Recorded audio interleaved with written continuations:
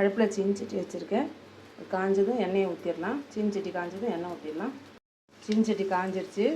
கடுகு, உளுத்தம்பருப்பு, 2 வரமிளகா கட் பண்ணி போட்டிருக்கேன். இது நல்லா செவந்ததும் கட் பண்ணி வச்சுக்கிற வெங்காயத்தை சேர்த்துடலாம். வெங்காயத்தை சேர்த்துட்டேன். வெங்காயம் கொஞ்சம் சீக்கிரம் வணங்கிறதுக்காக உப்பையும் சேர்த்துருக்கேன். இது நல்லா வணங்கினதுக்கப்புறம் நம்ம கீரையை போட்டுடலாம். நல்லா இந்த மாதிரி ப்ரௌன் ஆகணும். இந்த ஸ்டேஜில் கீரையை சேர்த்துடலாம். கீரையை போட்டு நல்லா வணக்கி விட்டாச்சு. நல்லா வணங்கட்டும். கீரை நல்லா ஒரு 5 to 10 மினிட்ஸ் இருந்தால் நல்லா வணங்கிடும். கொஞ்சம் கசப்பு தன்மையான கீரை இது, ஆனால் நல்லது, உடம்புக்கு ரொம்ப நல்லது.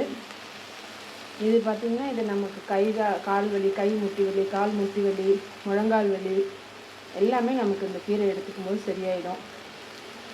மறக்காமல் அதனால இது பேரே முடக்கத்தான் அப்படின்ற மாதிரி பேருங்க. கண்டிப்பாக இதை நம்ம எடுத்துக்கணுங்க. மாதத்தில் ஒரு 2 டைம்ஸாவது நம்ம எடுத்துக்கணும் கண்டிப்பாக. இதெல்லாம் கிராம சைடில் தான் கிடைக்கும். இங்கே கீரை விற்கிறாங்க இல்லைங்களா, அவங்கள்ட்ட சொன்னீங்கன்னா கூட அவங்க கொண்டு வருவாங்க.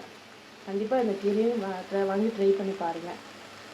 இதெல்லாம் நமக்கு ரொம்ப ஹெல்த்தியானது. கீரையோட அந்த பச்சை கலர் அப்படியே மாறாமல் இருக்கணும் அப்படின்னா கொஞ்சம் நம்ம சர்க்கரை சேர்த்துக்கிறது நல்லது. அந்த கலர் மாறாமல் அப்படியே இருக்கும். கீரை இப்போ வணங்கிட்டுருக்கு. வணங்கினதுக்கப்புறம் கொஞ்சம் தேங்காயை சேர்த்துக்கலாம். ஒரு 1/2 மூடி தேங்காய் போட்டுக்கலாம். எதனால அப்படின்னா கொஞ்சம் கசப்பு தன்மை இருக்கிறதுனால தேங்காய் சேர்த்தும் போது கொஞ்சம் நமக்கு அந்த கசப்புக்கு தெரியாமல் இருக்கும். சரிங்க ஃப்ரெண்ட்ஸ், தேங்க்யூ ஃப்ரெண்ட்ஸ். தேங்காய் போட்டு கலந்து விட்டுடலாம். தேங்காய் போட்டு நல்லா கலந்து விட்டேன்.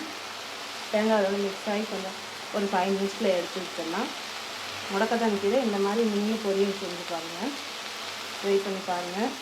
லைக் பண்ணுங்கள், ஷேர் பண்ணுங்கள், கமெண்ட் பண்ணுங்கள், சப்ஸ்கிரைப் பண்ணுங்கள் friends. Thank you friends. Thank you for வாட்சிங். சூப்பராக ரெடி ஆயிடுச்சு முடக்கத்தான் கீரை பொரியல். இந்த மாதிரி செஞ்சு பாருங்கள். தேங்க்யூ ஃபார் வாட்சிங்.